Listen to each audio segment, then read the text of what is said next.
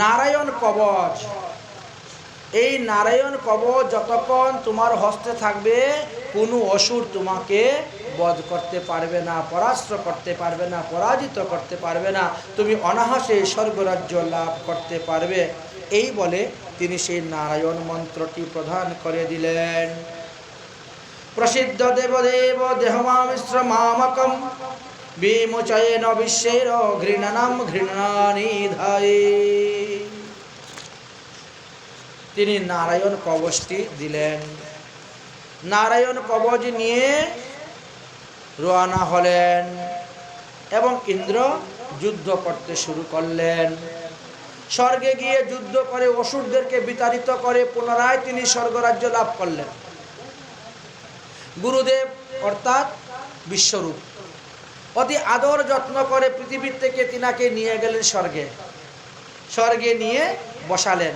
গুরুদেব আপনার কৃপাতে স্বর্গ পেয়েছি, এখন আমরা কি করতে হবে?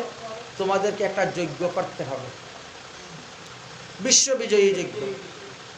যদি এই যজ্ঞটা সম্পূর্ণ করতে পারো, 100টা যজ্ঞ করতে হবে, তাহলে কোনো দিনও অসুরেরা তোমাদের কাছ থেকে স্বর্গরাজ্য নিতে পারবে না।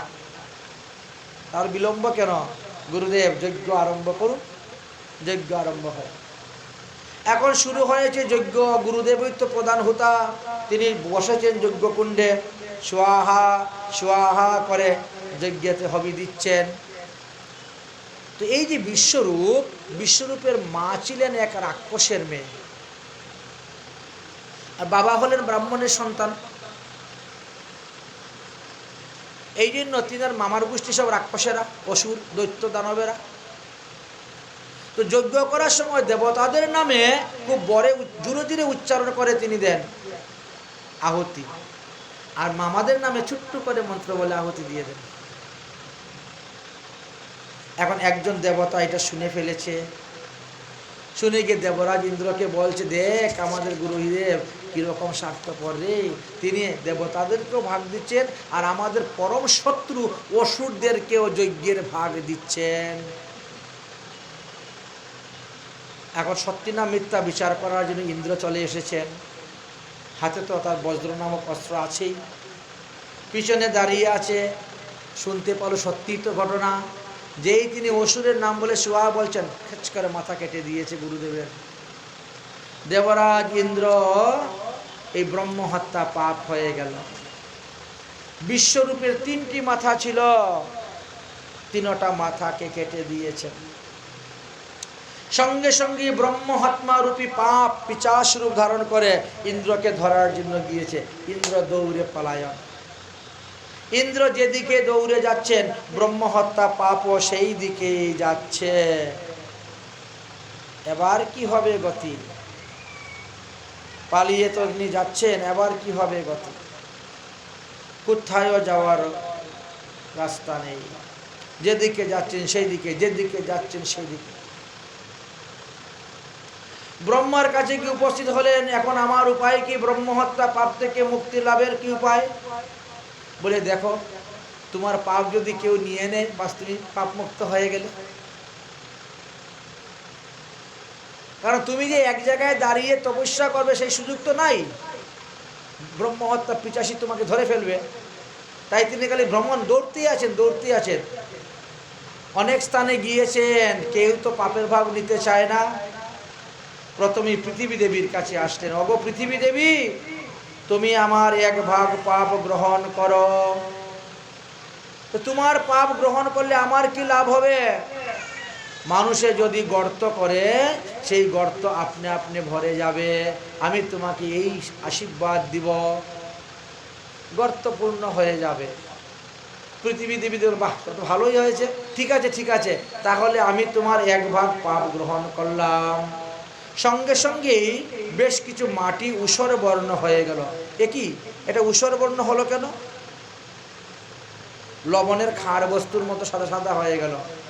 ওখানে কোনো কিছু লাগাইলে গাছ হবে না। কেন? বলে এটি ব্রহ্মহত্যা পাপের পরিচয়, তুমি যে গ্রহণ করেছ। সর্বনাশ। সেখান থেকে আবার দৌড়তে শুরু করলেন। ব্রহ্মহত্যা পাপিনী চলে আসতেছে। আরেক জায়গায় গেলেন, এইবার বৃক্ষকে বলেন, হে বৃক্ষগণ, তোমরা আমার 1 ভাগ পাপ গ্রহণ করো, 4 ভাগের মধ্যে 1 ভাগ। বলে এতে আমার লাভ কি হবে? বলে তোমাদের যেখানে কাটবে ওখান থেকে 2টা ডাল বেরিয়ে যাবে। গাছের মাথা কাটলে তো গাছ মরে না, যেখান থেকে কাটবেন ছিঁড়বেন ওখান থেকে আর 2টা ডাল বেরিয়ে যাবে, 3টা বেরিয়ে যাবে। আমি তোমাদের এই আশীর্বাদ দিই। ঠিক আছে, তাহলে 1 ভাগ পাপ আমরা গ্রহণ করলাম, নিলেন। সঙ্গে সঙ্গে গাছ থেকে আঠা বেরোতে শুরু হয়ে গেল। কি গাছ থেকে আঠা বেরোচ্ছে কেন? বলে ওটাই তো ব্রহ্মহত্যা পাপ। এই তোমরা গ্রহণ করেছো, এই আঠাটা বেরিয়েছে।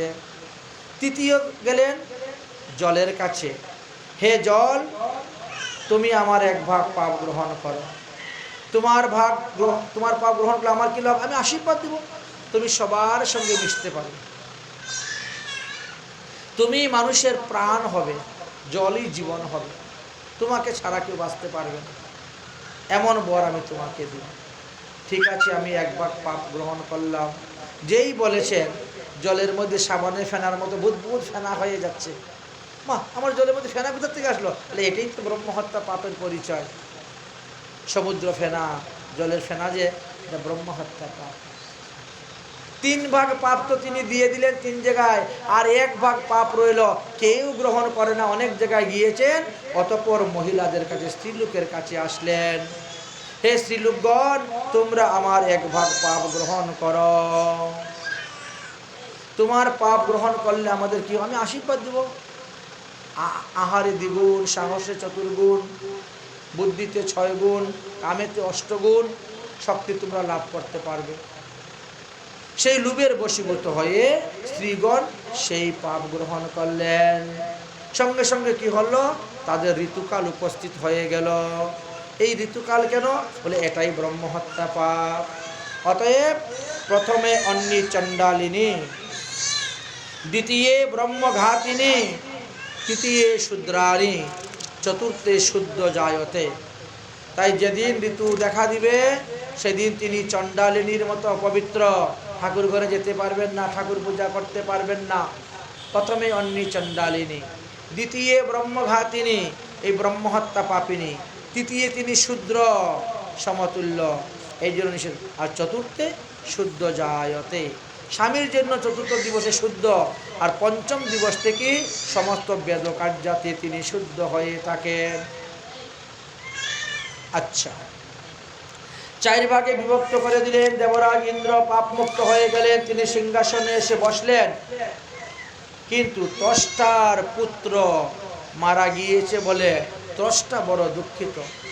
দেবরাজ ইন্দ্র কত বড় স্বার্থপর, নিজের কার্যসিদ্ধির জন্য আমার ছেলেকে পুরোহিত রূপে গ্রহণ করলো, গুরুরূপে গ্রহণ করলো, শেষ পর্যন্ত আমার ছেলেকে বধ করলো। আমি এই ইন্দ্রকে ছাড়ব না, এই ইন্দ্রকে বধ করার জন্য আমি এমন একটি পুত্র সৃষ্টি করব। শুরু হলো যজ্ঞ। যজ্ঞের পূর্ণ আহুতি যখন দিবেন তখন বললেন যে ইন্দ্রকে মারতে পারে এমন একটি পুত্র যজ্ঞকুণ্ড থেকে উৎপন্ন হোক, আপনারা সেই মন্ত্র উচ্চারণ করে যজ্ঞতে আহুতি দেন। সেখানে হয়ে গেল মন্ত্রের ভুল। মন্ত্রের ভুল হওয়াতে উদ্দাত, অনুদাত্ত, স্বরত, এই 3টি স্বরের ভুলের কারণে বিপরীত হয়ে গেল। ইন্দ্রের হাতে মারা যাক এমন পুত্র উৎপন্ন হোক। উৎপন্ন হলেন কে? বৃত্তাসুর। বৃত্তাসুর নামে অসুর উৎপন্ন হলেন। বৃত্তাসুরের মহিমার কথা শাস্ত্রে বর্ণনা আছে। যে ভাগবতে বৃত্তাসুরের কাহিনী নাই সেই ভাগবত শ্রীমদ্ ভাগবত নয়। তাহলে চিন্তা করেন তো এই অসুরের এমন কি মহিমা ছিল।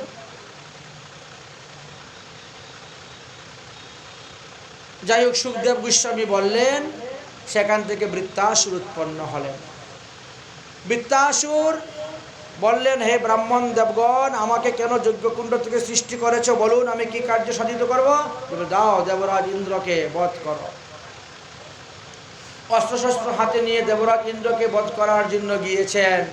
দেবরাজ সমস্ত দেবতাদেরকে নিয়ে এসে যুদ্ধ করে শুরু করেছেন। যুদ্ধ করতে করতে সমস্ত দেবগণ বৃত্তাসুরের কাছে পরাজিত হয়ে গিয়েছিলেন। বৃত্তাসুর দেবরাজ ইন্দ্রকে ধরে গিলে ফেলেছিল। বৃত্তাসুরের পেট কেটে 6 মাস সময় লেগেছে বেরোতে ইন্দ্রের। তাহলে তার শরীরটা কত শক্ত চিন্তা করেন। দেবরাজ ইন্দ্র অমৃত পান করেছে অমর বলে বৃত্তাসুরের পেটে 6 মাস থেকেও মৃত্যু হলো না। বড় চিন্তার মধ্যে পড়ে গেছেন, ব্রহ্মার কাছে উপস্থিত হয়েছেন, বিষ্ণুর কাছে, মহাদেবের কাছে উপস্থিত হয়েছেন, এই বৃত্তাসুরকে কিভাবে বধ করতে পারবো? বলে একটা মাত্র উপায় আছে, আপনারা নৈমিষারণ্যে দধিচি কুণ্ডে চলে যান, দধিচি মুনিকে প্রার্থনা করো, তিনি যদি এখন প্রাণ ত্যাগ করেন তাহলে তিনার হাড্ডি অস্থিগুলা নিয়ে এসে বিশ্বকর্মাকে দিয়ে একটি অস্ত্র তৈরি করো, সেই অস্ত্র প্রয়োগ করে বৃত্তাসুর মরবে, না হলে অন্য কোনো অস্ত্রে বৃত্তাসুরকে মারতে পারবেন না। সমস্ত দেবগণ একত্রিত হয়ে নৈমিষারণ্যে এসে উপস্থিত হলেন এবং বৃত্তাসুরের নিধনের জন্য তিনার কাছে প্রার্থনা করলেন, আপনি এখনই প্রাণ ত্যাগ করুন, আমরা আপনার দেহ থেকে হাড্ডিগুলা নিয়ে যাব।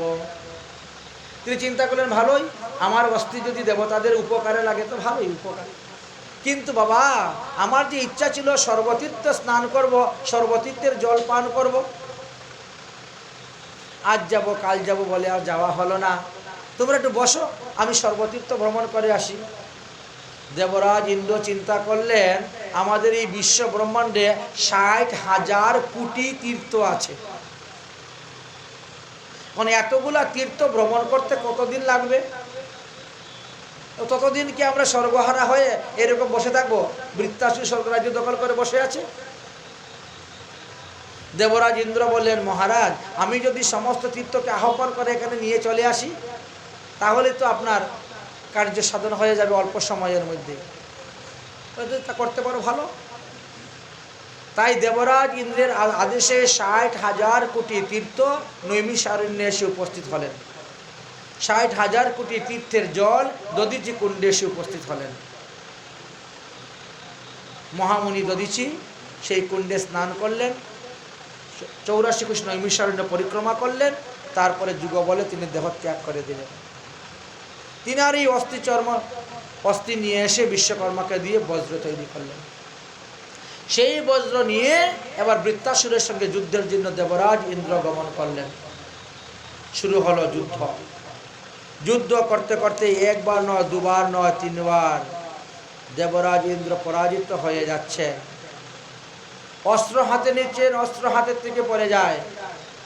শেষ পর্যন্ত বৃত্তাসুর বলছে, ইন্দ্র হাত থেকে অস্ত্র পড়ে গেছে, এটা লজ্জার কিছু নয়, আবার অস্ত্র উঠাও, যুদ্ধ করো। ইন্দ্র যখন অস্ত্র উঠাইলেন তখন বৃত্তাসুর দেখতে পেলেন সেই অস্ত্রের সামনে স্বয়ং নারায়ণ বসে আছেন। ইন্দ্র দেখতে পায় নাই, বৃত্তাসুর দেখতে পেয়েছেন স্বয়ং নারায়ণ বসে আছেন, নারায়ণ তেজ স্বরূপ। তখন এই বৃত্তাসুর অস্ত্র ফেলে দিয়ে 2 হাত জোর করে স্তুতি করতে শুরু করেছেন।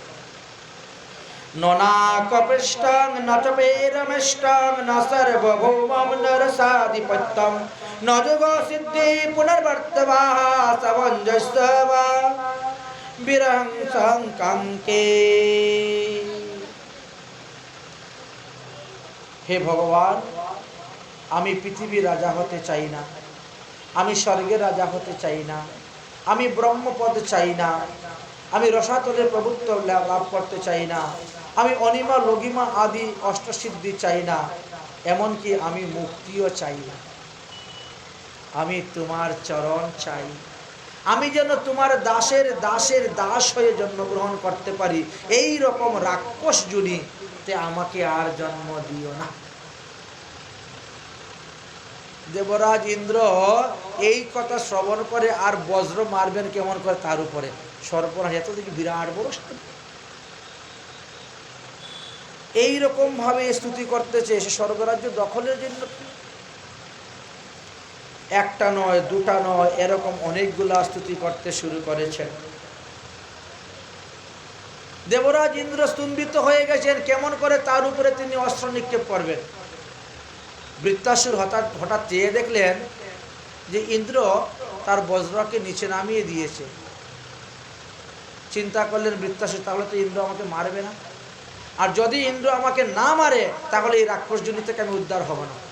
আমি যে অসুরজনী প্রাপ্ত হয়েছি এই অসুরজনী থেকে মুক্তি হবে না। অসুরজনী থেকে মুক্তির জন্য এই অস্ত্রের আমার প্রয়োজন। তখন তিনি কপট গালি দেওয়া শুরু করেছেন ইন্দ্রকে। মন থেকে নয়, হৃদয় থেকে নয়, মিথ্যা মিথ্যা ইন্দ্রকে গালি দিতে শুরু করেছেন। এমন গালি দিয়েছেন যে ইন্দ্র আর স্থির থাকতে পারলেন না, একেবারে রেগে ভং হয়ে গেলেন, সঙ্গে সঙ্গে অস্ত্র মেরে দিলেন। বৃত্তাসুর মারা গেলেন, বৃত্তাসুর বধ হয়ে গেল। পরীক্ষিত মহারাজ বললেন, গুরুদেব, এই বৃত্তাসুর পূর্বজন্মে কে ছিলেন? আচ্ছা, বৃত্তাসুর যে বধ হইল এতে কি ইন্দ্রের কোনো পাপ হলো? দুটা প্রশ্ন। বলে হ্যাঁ, বৃত্তাসুরকে বধ করার পরও ইন্দ্রের পাপ হয়েছে। কারণ বৃত্তাসুর ব্রাহ্মণের মন্ত্র দ্বারা উৎপন্ন হয়েছে, এই জন্য সে মন্ত্রজ পুত্র। পুত্র 7 প্রকার হয়ে থাকে, তার মধ্যে এক পুত্র হলো মন্ত্রজ পুত্র। এই জন্য ব্রহ্মহত্যা পাপ হয়েছিল। ইন্দ্র প্রথমেই বলছিল যে আমি বৃত্তাসুরকে বধ করতে পারবো না, আমি একবার ব্রহ্মহত্যা পাপ করে আমার পাপ 4 জায়গায় ভাগ করে দিয়েছি, দ্বিতীয়বার পাপ করলে সেই পাপ আমি কোথায় দিব? ঋষিগণ মুনিগণরা বুঝাইলেন যে আমরা যজ্ঞ করিয়ে তোমার এই পাপকে নাশ করে দিব, তুমি বৃত্তাসুরকে বধ করো। কিন্তু বৃত্তাসুরকে বধ করার সঙ্গে সঙ্গে তিনার উপরে ব্রহ্মহত্যা পাপ এমনভাবে আক্রমণ করলো, সেই ব্রহ্মহত্যা পাপ থেকে মুক্তির জন্য তিনি দৌড়ে পালালেন। দৌড়ে পালিয়ে গিয়ে তো কোথাও স্থান পাচ্ছেন না। দেবরাজ ইন্দ্র শেষ পর্যন্ত গিয়ে মান সরোবরে পদ্মফলের মিনানের ভিতরে ঢুকে লুকিয়েছিলেন। ওখানে লক্ষ্মী দেবীর বাসস্থান, লক্ষ্মীর আন্ডারে সেই জায়গাটা, এই জন্য ব্রহ্মহত্যা পাপ আর সেখানে পৌঁছতে পারল না। তিনি সেখানে গিয়ে বসে আছেন, আর সেখানে বসে 10,000 বৎসর তপস্যা করেছেন ব্রহ্মহত্যা পাপ থেকে মুক্তির জন্য। আর এই সময়ে নহুষ রাজা ছিলেন।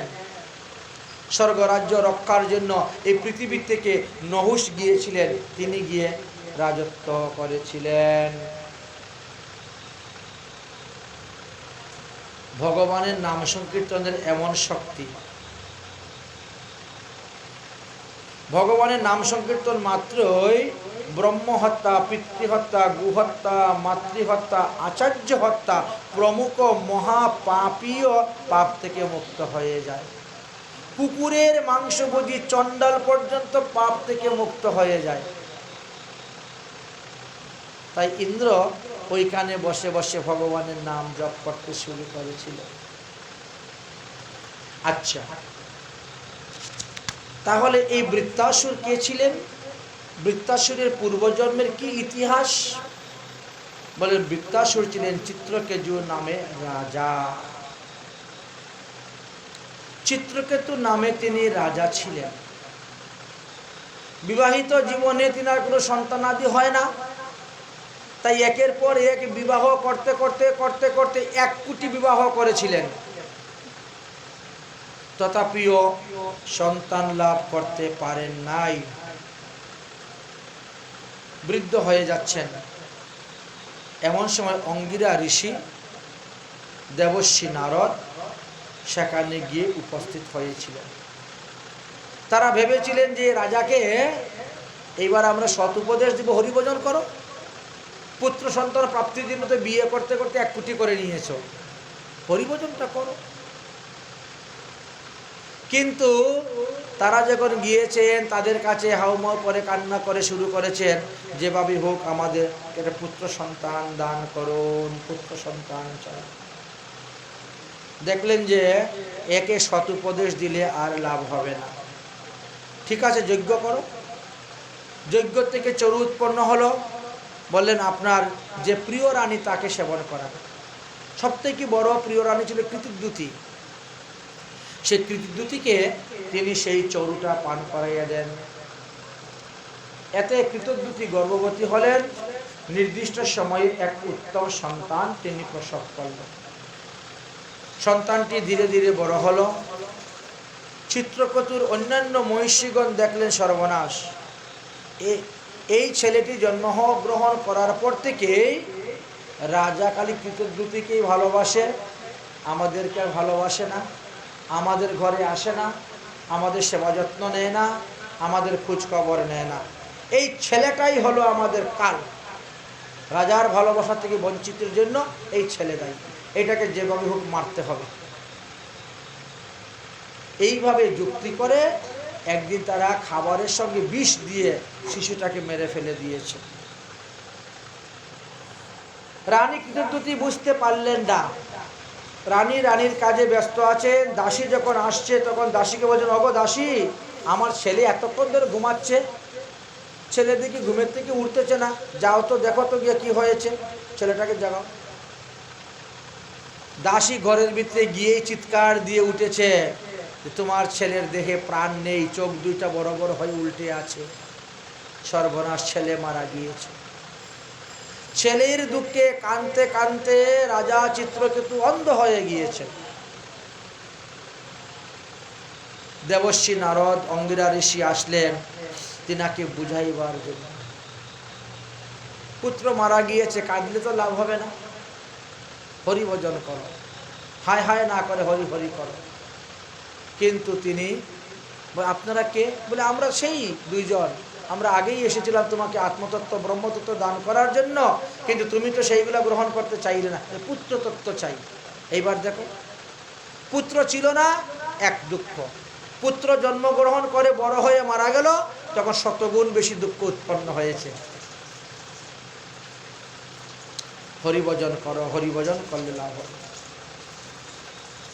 মহারাজ, আপনারা দিব্য শক্তি সম্পূর্ণ, আপনারা দিব্য মনুষ্য, আপনারা ইচ্ছা করলে আমার ছেলেকে জীবিত করতে পারেন, আপনারা আমার ছেলেকে জীবিত করে দেন। ঠিক আছে। দেবর্ষী নারদ হাতের মধ্যে জল নিয়ে ছিটা দিয়ে বললেন, আয় আয় আয়। এবার ওই জীবাত্মা আবার ওই দেহের মধ্যে এসে ঢুকে গেছে। যে জীবাত্মা বেরিয়ে চলে গেছিল, মারা গিয়েছিলেন, জীবাত্মা এসে ঢুকে গেছে, পুত্র উঠে বসে গেছে। দেবর্ষী নারদ বললেন, হে পুত্র, তুমি রাজাকে কাঁদিয়ে রাজ পরিবার ত্যাগ করে কেন চলে গেছ? শিশুটা বলছে, কে কার পুত্র, কে কার বাবা? আরে আমি কতবার তিনার বাবা হয়েছি, তার কি ঠিক আছে? বন্যার সময়ে যেমন বিভিন্ন জায়গা থেকে জলরাশি থেকে জল বেরোয়, জার্মনি পেনা বেরোয়, এক জায়গায় হয়, বালু বন্যার জলে এসে একত্রিত হয়ে চর তৈরি হয়, আমরাও সেইভাবে এসে তৈরি হয়েছি। আরেকবার বন্যা দিব, আবার কে কে কোথায় চলে যাব ঠিক নেই। ওইভাবে এমন এমন কুটকুট জ্ঞানের কথা বললেন, যা শুনে চিত্রকেতু জ্ঞান ফিরে গেল। শিশুটার দেহ থেকে আবার সেই জীবাত্মা বেরিয়ে চলে গেল, শিশুটা মৃতদেহ হয়ে পড়ে গেল। দেবর্ষী নারদ বলে, শুনলেন তো আপনার পুত্রের কথা, আর আপনি পুত্র পুত্র বলে কেঁদে অন্ধ হয়ে যাচ্ছেন। এই মোহ ত্যাগ করুন, এই মায়া ত্যাগ করে হরিভজন করুন, আপনার কল্যাণ হবে। দেবর্ষী নারদের নিকট থেকে দীক্ষা গ্রহণ করে তিনি গিয়ে উপাসনা করতে বলতে হরিভজন। রাজা চিত্রকেতু হরিভজন করতে করতে তিনি গন্ধর্ব দেহ প্রাপ্ত হয়ে গেলেন, দিব্য বিমান পেলেন। দিব্য বিমানে বসে হাজার হাজার বৎসর তিনি আকাশ মার্গে ঘুরে বেরিয়েছেন। তিনার ক্ষুধা পিপাসা আদি সব নিবৃত্তি হয়ে গেছে, ক্ষুধাও নাই, পিপাসাও নেই, মনের আনন্দে তিনি ঘুরে বেড়াচ্ছেন। এইভাবে ঘুরতে ঘুরতে কোটি বৎসর, এমন ভজন দেখেন 1 কোটি বৎসরের মধ্যে তিনাকে আর পৃথিবীতে এসে জন্মগ্রহণ করতে হয় নাই। 1 কোটি বৎসর গত হয়ে গেছে, তিনি খালি মনের আনন্দে ঘুরেই বেড়াচ্ছেন। ক্ষুধা নাই, পিপাসা নাই, কষ্ট নাই, দুঃখ নাই, পৃথিবীতে এসে জন্মগ্রহণও করতে হয় নাই। একবার তিনি কৈলাস পর্বতের দিকে রওনা হয়েছেন। দেখেন সেখানে মহাদেব বসে হরিকথা পরিবেশন করছেন। সমস্ত মুনিগণ ঋষিগণ বসে হরিকথা শ্রবণ করছেন মহাদেবের মুখ হইতে। হঠাৎ কি হয়েছে, পার্বতী দেবী ঘর থেকে এসে মহাদেবের কুলে বসে গেছে। রাজা চিত্রকেতু আকাশমার্গে বিমান নিয়ে বসেছিলেন, সেখান থেকে তিনি এই দৃশ্যটা দেখতে পেলেন। মনে মনে চিন্তা করলেন, এটা পার্বতীর উচিত হয় নাই, সম্পূর্ণ অনুচিত। স্বামীর কুলে বসার স্ত্রীর অধিকার আছে, কিন্তু তাই বলে সাধু সমাজে তো নয়, বৈষ্ণব সমাজে তো নয়, যেখানে সেখানে বসলে তো হবে না। আরে যারা একেবারে নিম্ন শ্রেণীর লোক, তারাও স্ত্রীকে গোপনেই কুলে বসায় ঘরের ভিতরে। এইভাবে কিছু কিছু কূট কথা তিনি বলেছিলেন, এমনভাবে বলেছিলেন যাতে পার্বতী শুনতে পায়।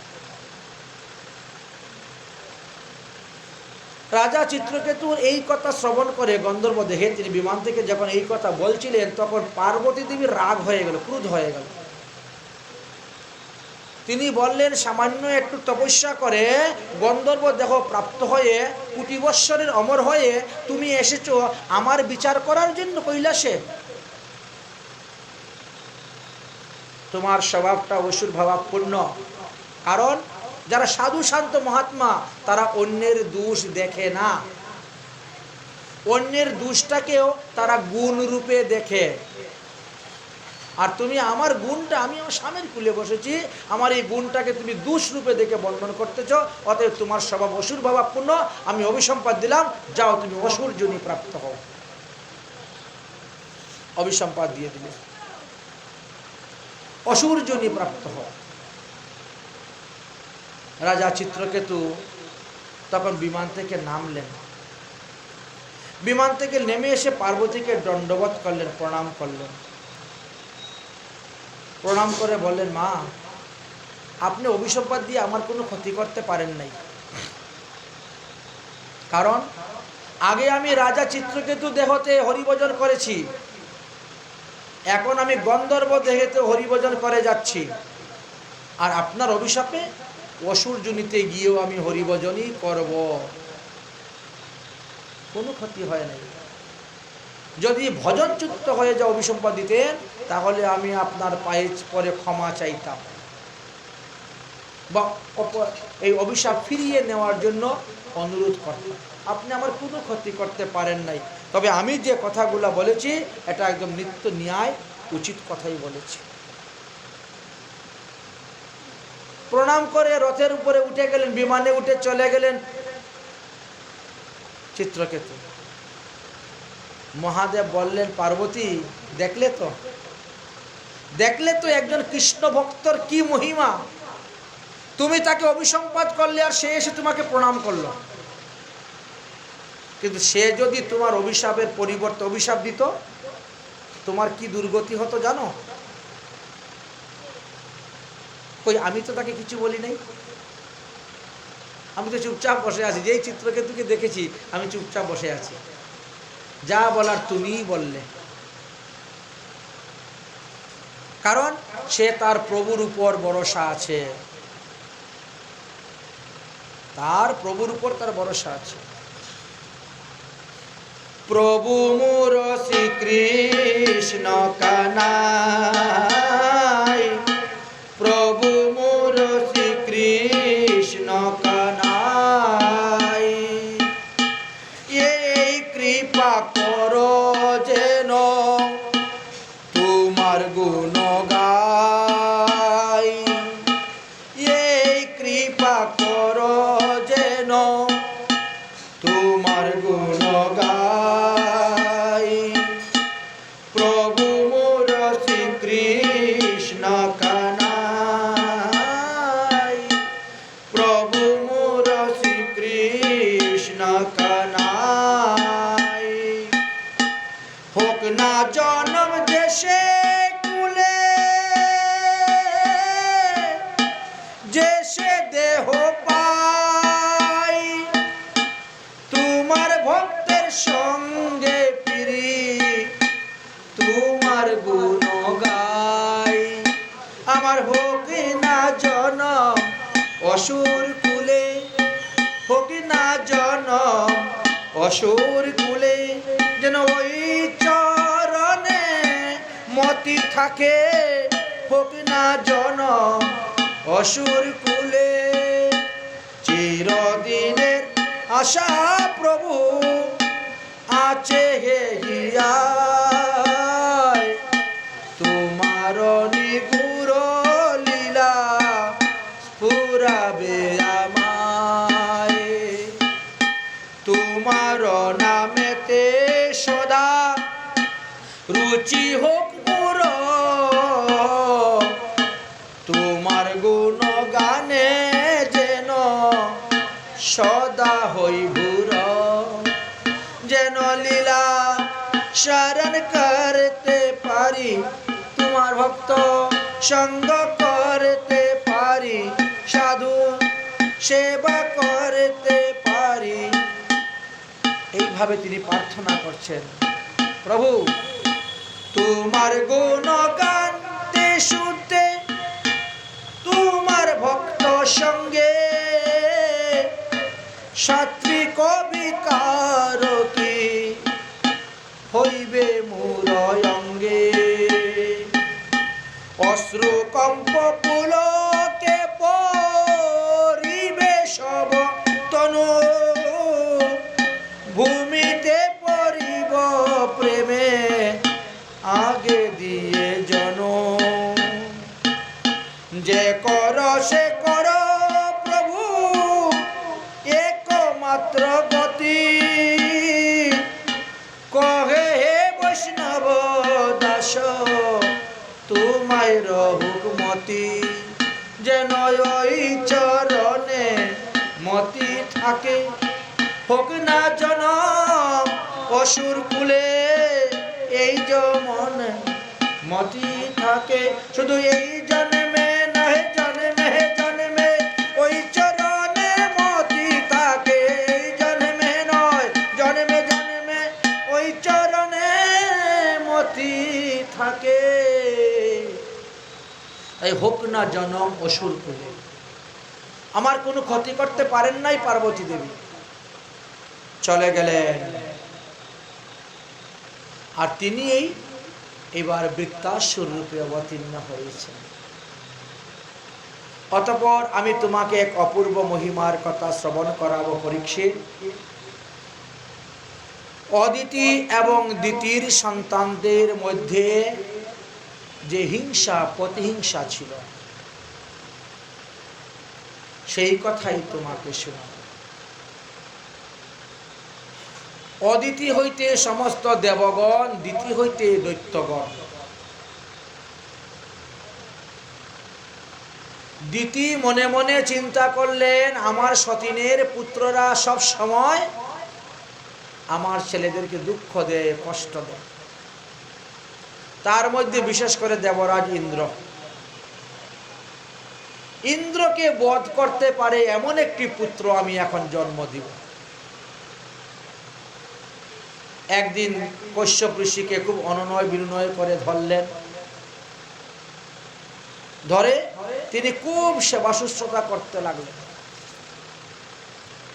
এমন ভাবে কশ্যপ ঋষি সেবা করতে শুরু করেছেন যে কশ্যপ ঋষি তার সেবাতে সন্তুষ্ট হয়ে তিনাকে বললেন, তুমি বর চাও, তুমি যেই বর চাইবে আমি তোমাকে সেই বর দিব। সুযোগ পেয়ে গেলেন। এইখানে টিয়া তো এটা নিয়ে টিয়া হলো না। তুমি যেই বর চাইবে আমি সেই বর দিব।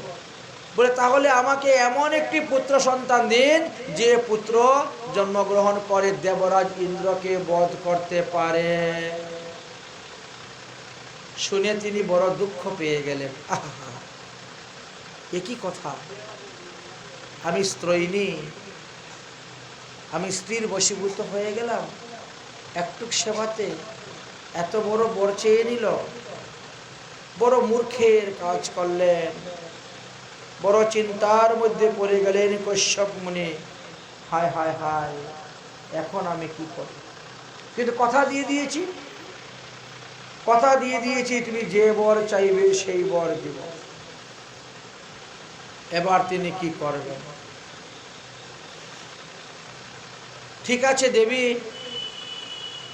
তবে তোমাকে 35টা নিয়ম মানতে হবে। 35টা নিয়ম মেনে 1 বছর তোমাকে ব্রত করতে হবে, তবেই তোমার গর্ভের সন্তান ইন্দ্রকে বধ করতে পারবে। যদি এর মধ্যে নিয়ম ভঙ্গ হয়ে যায় তাহলে আর ইন্দ্রকে বধ করতে পারবে না। এই ব্রতের নাম হলো পুংসেবন ব্রত। তার 35টা নিয়মের কথা ভাগবতে দেওয়া আছে। প্রথম নিয়ম হলো মন বাণী কর্মের দ্বারাও কখনো কোনো প্রাণীকে হিংসা করবে না। দ্বিতীয়ত হলো অভিশাপ বা আশীর্বাদ বা গালি কাউকে দিতে পারবে না। তৃতীয় হলো মিথ্যা কথা বলতে পারবে না। চতুর্থ, যতদিন ব্রত চলবে ততদিন নখ লুম কাটতে পারবে না। পঞ্চমত, অপবিত্র বস্তু কখনো স্পর্শ করবে না। ষষ্ঠ, যতদিন ব্রত চলবে তীর্থাদি জলে নেমে স্নান করতে পারবে না। সপ্তমত, ক্রোধ প্রকাশ করবে না। অষ্টমে, দুর্জন লোকের সঙ্গে বাক্য আলাপ করবে না। নবমে, অধৌত কোনো বস্ত্র পরিধান করবে না। দশমে, অপরের ধারণ করা কোনো মালা তুমি গলায় পরবে না।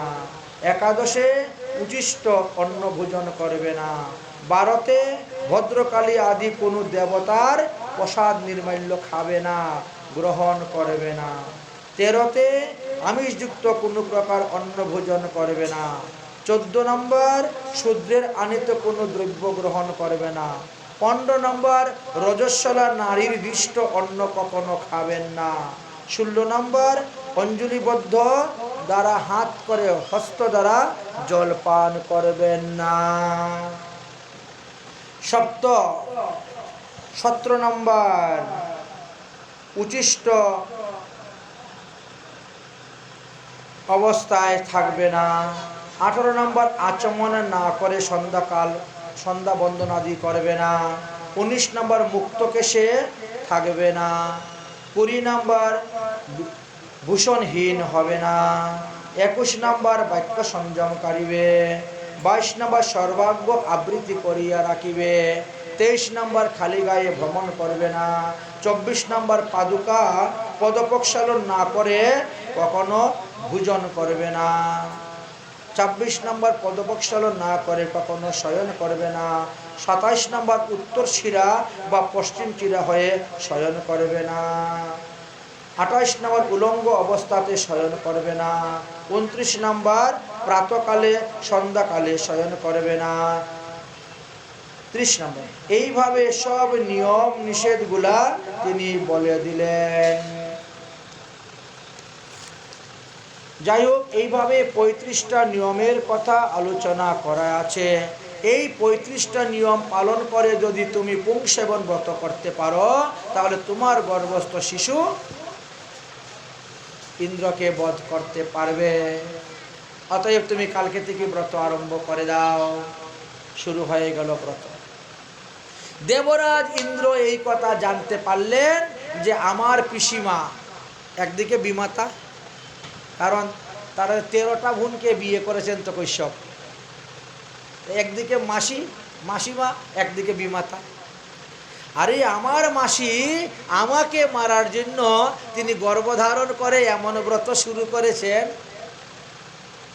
এখন এই গর্ভে এই 35টা নিয়মের ভঙ্গ না হলে তো আমার মৃত্যু। কিভাবে এই নিয়মগুলাকে ভাঙ্গা যায় এটা করতে হবে ব্যবস্থা। ইন্দ্র এসে উপস্থিত, মাসিমা, ও মাসিমা, আপনি নাকি ব্রত করতেছেন, খুব ভালো। আপনার যখন যা প্রয়োজন আপনি আমাকে বলবেন, আমি এনে আপনাকে দিব, আমি আপনার ব্রতে সাহায্য করব, সহযোগিতা করব। আসল উদ্দেশ্য হতো অন্যটা, আসল উদ্দেশ্য অন্য। কিন্তু বাইরে কত মিষ্টি মিষ্টি কথা, কত মধুর কথা। আপনার উৎসবে অনুষ্ঠানে আমি সব রকম সাহায্য সহযোগিতা করব, যা প্রয়োজন তা আমাকে বলবেন। বলার সঙ্গে সঙ্গেই ইন্দ্র দৌড়ে গিয়ে চলে আসে, নিয়ে আসে। উদ্দেশ্য হলো তিনার ব্রতের ভুল ধরা, ত্রুটি ধরা। যদি ভুল ধরতে না পারি, ত্রুটি ধরতে না পারি, তাহলে আমার মৃত্যু অনিবার্য, এই সন্তানের হাতেই আমি মারা যাব। দেবরাজ ইন্দ্র দিন রাত 24 ঘন্টা মাসিমার কাছে পড়ে থাকেন, মাসিমার কথা মতো কাজ করেন, সেবা করেন, কিন্তু মাসিমার ব্রতের কোনো ভুল ধরতে পারছেন না। দেখতে দেখতে দেখতে দেখতে 10 মাস হয়ে গেছে, সর্বনাশ।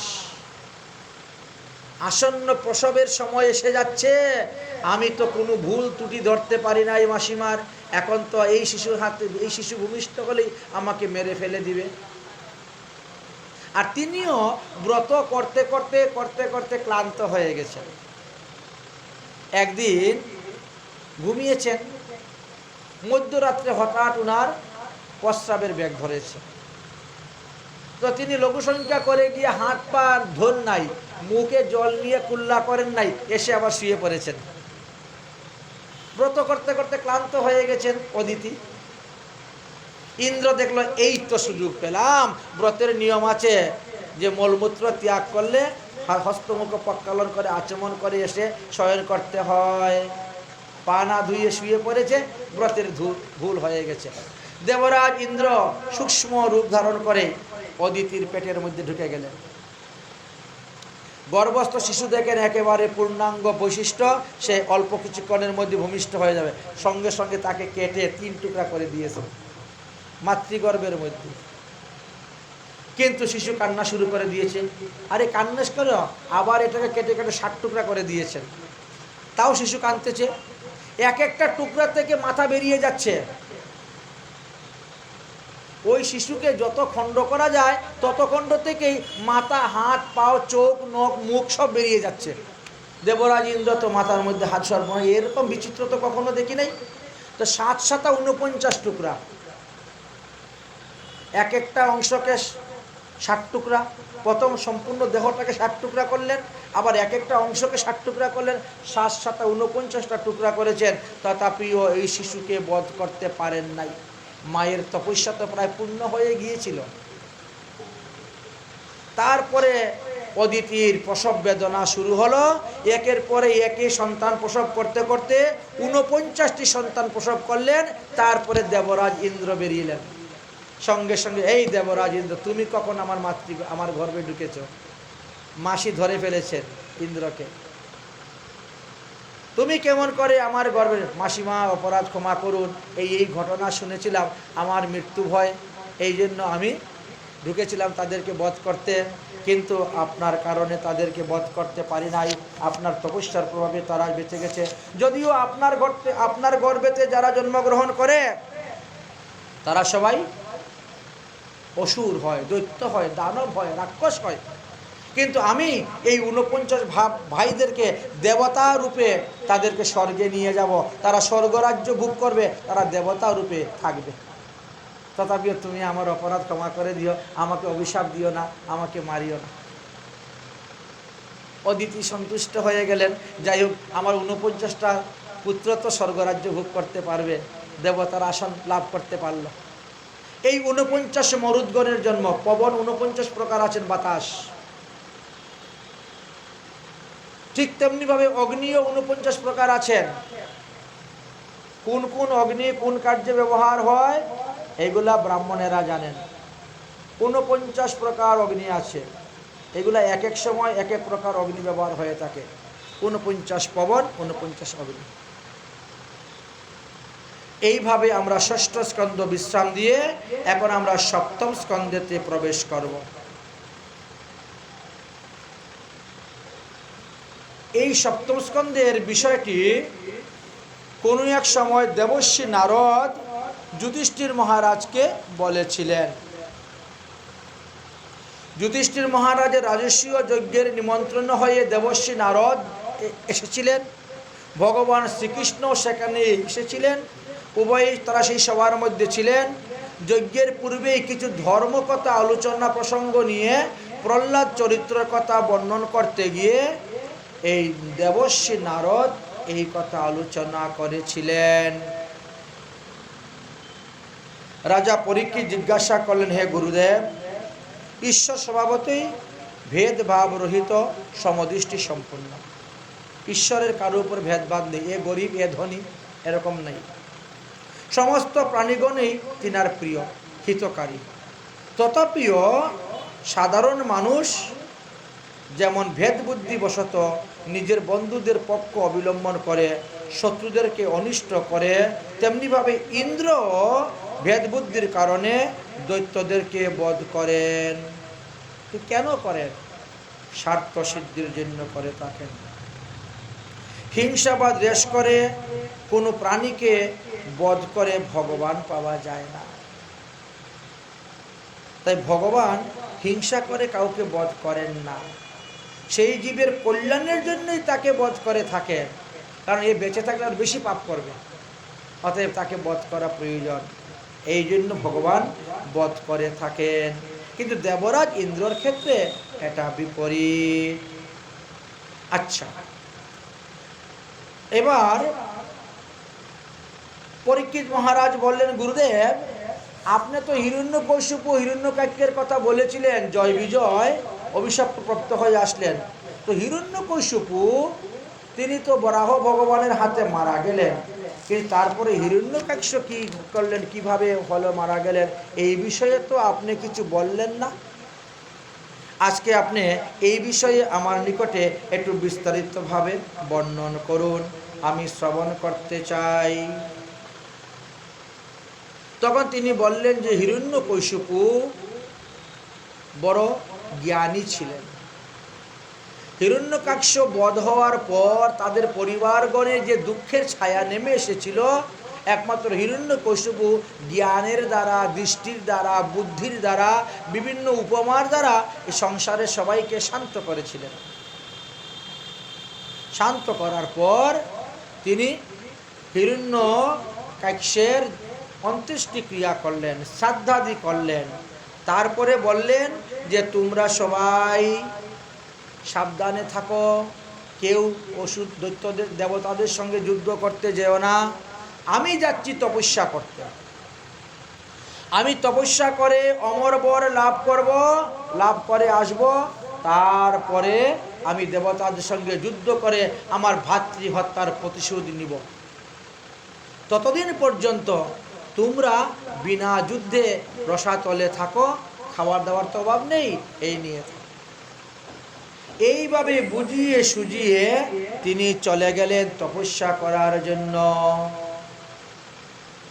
এবং স্বয়ং ব্রহ্মার তপস্যা করতে শুরু করলেন অমর বর প্রাপ্তির জন্য। শুরু হলো তপস্যা। এদিকে দেবরাজ ইন্দ্র জানতে পারলেন যে হিরণ্যকশিপু তপস্যা করতে গিয়েছেন এবং তিনি প্রতিজ্ঞা করেছেন যতদিন পর্যন্ত তপস্যায় সিদ্ধি লাভ করতে না পারবেন ততদিন পর্যন্ত তিনি বাড়িতে ফিরে আসবেন না। দেবরাজ ইন্দ্র চিন্তা করলেন, এই তো সুযোগ, এই তো সুযোগ, এই সুযোগে যদি আমরা গিয়ে অসুরদের রাজ্য আক্রমণ করি তাহলে অসুরেরা আমাদের যে যে সম্পদ স্বর্গ থেকে লুণ্ঠন করে নিয়ে গিয়েছিল সেইগুলো আবার ফেরত নিয়ে আসতে পারবো। দেবরাজ ইন্দ্র সদল বলে গিয়ে অসুরদের রাজ্য আক্রমণ করলেন রসাতল। ও তাদের তো রাজা নেই, সেনাপতি নেই, কে করবে যুদ্ধ? তবুও প্রাণ রক্ষার জন্য যারা যুদ্ধ করতে গেল তারা অনেকেই মারা গেল, অনেকেই প্রাণ নিয়ে পালিয়ে গেল। এই সুযোগে দেবরাজ ইন্দ্র সমস্ত ধন সম্পত্তি লুণ্ঠন করে নিয়ে স্বর্গে চলে আসবেন। এমন সময় দেখেন যে হিরণ্যকশিপুর স্ত্রী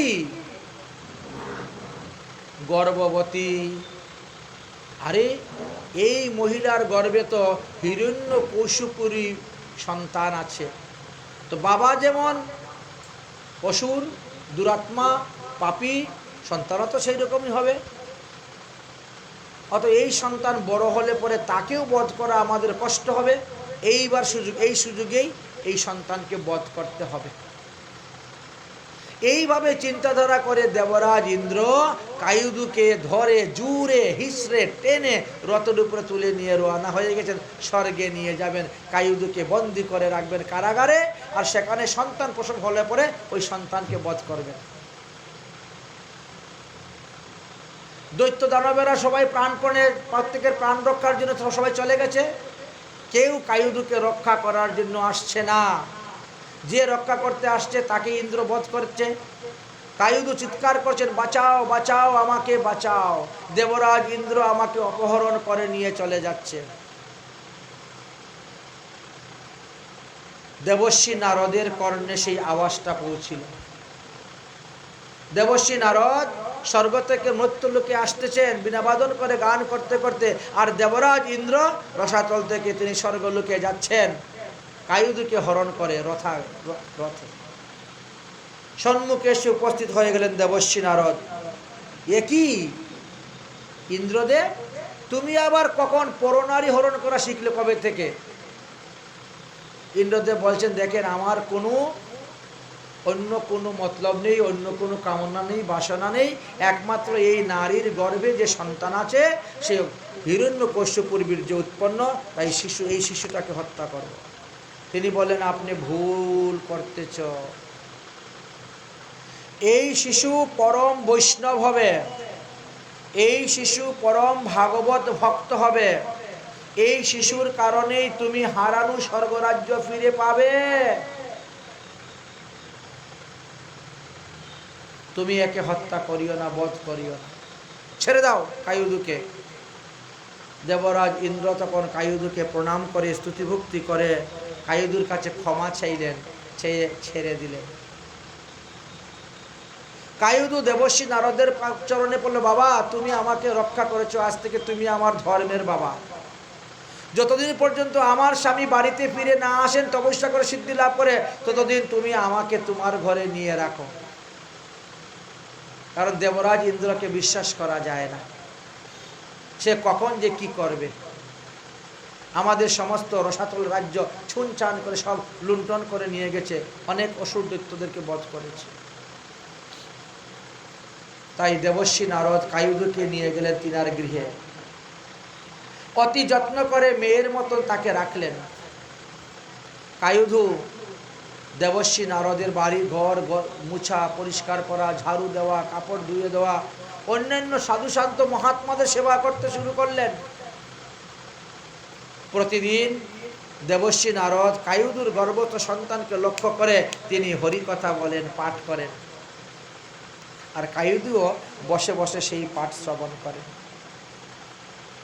সর্বদা সাধুদের সেবা করছেন, হরিকথা শ্রবণ করতেছেন। দেবর্ষি নারদ কায়ুধুর সেবা, সন্তুষ্ট ব্যবহার, কথাবার্তা, চলাফেরা, আচার আচরণে এত সন্তুষ্ট হয়ে গেলেন যে বলছেন, কায়ুধু তুমি আমার কাছে বর চাও। রাজকন্যা হওয়া সত্ত্বেও, রাজরানী হওয়া সত্ত্বেও সাধুদের সেবা করছেন স্বহস্তে। কৃপা মানে করে পাওয়া, এমনভাবে সেবা করেছেন, সন্তুষ্ট হয়ে গেছেন। তুমি বর চাও, তুমি যে বর চাইবে আমি তোমাকে সেই বর দেব, তোমার সেবায় আমি সন্তুষ্ট হয়েছি। কায়ুধু বলেন, বাবা যদি বর দিতে হয় তাহলে এই বর দিন, যতদিন পর্যন্ত আমার স্বামী তপস্যায় সিদ্ধি লাভ করে বাড়িতে ফিরে না আসেন ততদিন পর্যন্ত যেন আমার গর্ভস্থ সন্তান প্রসব না হয়। ভাগবতে লেখা আছে হিরণ্যকশ্যপু 10,000 বৎসর তপস্যা করেছিলেন, তার মানে প্রহ্লাদ 10,000 বৎসর মাতৃগর্ভে ছিলেন। 10,000 বৎসর মাতৃগর্ভে থেকে নারদের মুখ থেকে হরিকথা শ্রবণ করেছেন। মাতৃগর্ভ থেকেই তো তিনি পরম ভক্ত, পরম বৈষ্ণব হয়ে গেছেন। এদিকে ব্রহ্মা হিরণ্যকশ্যপুর তপস্যায় সন্তুষ্ট হয়ে গেছেন। সন্তুষ্ট হয়ে গিয়ে ব্রহ্মা এসেছেন, এসে দেখেন উইয়ের মাটি দিয়ে তাকে একদম ঢেকে দিয়েছে। ব্রহ্মা এসে বলছেন, উত্তিষ্ঠ উত্তিষ্ঠ ভদ্রম তে তপসিদ্ধপি কশ্যপ বরদ অহন প্রাপ্তম বিপ্রতাম ঋষসম্বরা। উঠো উঠো, হে হিরণ্যকশ্যপু উঠো উঠো, তোমার মঙ্গল হোক। হে কশ্যপ পুত্র, তুমি তপস্যা সিদ্ধি লাভ করেছ, তুমি বর চাও, যে বর চাইবে আমি তোমাকে সেই বর দিব। শুধু খালি হাড্ডিগুলো আছে, আর কিছু নয় শরীরে। কমণ্ডলুর জল দিয়ে ছিটা দিলেন, হিরণ্যকশিপু 10,000 বৎসর আগে যেরকম বল বীর্য সম্পূর্ণ ছিল সেরকম হয়ে গেল। সত্যযুগের মানুষের অস্থিগত প্রান্ত হাড্ডি থাকলেই হয়। হাত জোর করে বললেন, হে ব্রহ্মা, আপনি আমাকে অমর বর দিন। ব্রহ্মা বলেন, অমর বর তো আর আমার কাছে নাই, আগে আমার কাছে অমর বর ছিল, কিন্তু অসুরেরা অমর বর প্রাপ্তি হওয়ার পরে তারা সেই শক্তির দুর্প্রয়োগ করত। এই জন্য ভগবান বিষ্ণু অমর বরটা আমার হাত থেকে নিয়ে গেছেন। অমর বর আর এখন আমার হাতে নাই। তবে তুমি অমর বরের পরিবর্তে অন্য কোনো বর চাও, আমি তোমাকে দিয়ে দিব। চিন্তা করেন তাহলে। তাহলে সত্যযুগের মানুষের প্রাণটা দেখেছেন কিভাবে ছিল। 10,000 বৎসর না খেয়েছিলেন, তথাপিও মৃত্যু হয় নাই। আর আমাদের একদিন একাদশী ব্রততে না খেলে কি অবস্থা হয়ে যায়। জয় রাধে, জয় রাধে। সত্যযুগের উৎপত্তি হয়েছিল বৈশাখ মাসের শুক্লপক্ষের অক্ষয় তৃতীয়া দিন রবিবারে। সত্যযুগের মানুষের পরমায়ু ছিল 1,00,000 বৎসর, আর সত্যযুগের পরমায়ু ছিল 17,28,000 বৎসর। সত্যযুগে ভগবান মৎস্য, কুর্ম, বরাহ, নৃসিংহ, ধন্বন্তরী, মোহিনী আদি ইত্যাদি রূপে অবতীর্ণ হয়েছিলেন। সত্যযুগে 4 ধর্ম ছিল। সত্যযুগের মানুষের প্রাণ মর্যাগত ছিল। হিরণ্যকশিপু এই জন্য 10,000 বছর তপস্যা করে কিন্তু মারা যায় নাই, মর্যাগত প্রাণ। সত্যযুগের মানুষের পরমায়ু দেখেন 1,00,000 বৎসর, যে প্রহ্লাদ মাতৃগর্ভে 10,000 বৎসর ছিলেন। হিরণ্যকশিপু 10,000 বছর তপস্যা করতে পেরেছেন, পরমায়ু 1,00,000 বৎসর। সত্যযুগের মানুষ ছিলেন 28 হাত লম্বা। সত্যযুগের মানুষও তারক ব্রহ্ম নাম জপ করতেন। প্রতিটি যুগে যুগে তারক ব্রহ্ম নাম ছিল। নারায়ণং পরা বেদা, নারায়ণং পরাক্ষরা, নারায়ণং পরাগতি, নারায়ণং পরা জপ করতেন।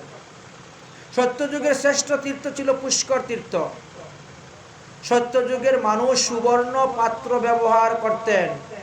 সত্যযুগের মানুষের তপস্যা ছিল ভগবানেরই আরাধনা। সত্যযুগের শ্রেষ্ঠ মানুষ নরনারায়ণ ছিলেন। সত্যযুগের উৎপত্তি কথা আমরা বললাম, এবার ত্রেতা যুগের কথায় আসি। ত্রেতা যুগের উৎপত্তি হয়েছিল কার্তিক মাসের শুক্লপক্ষের নবমী সোমবার, যাকে আমরা অক্ষয় নবমী বলে থাকি। বৃন্দাবনের যুগল পরিক্রমা হয়। সত্যযুগের পরমায়ু ছিল 12,96,000 বৎসর।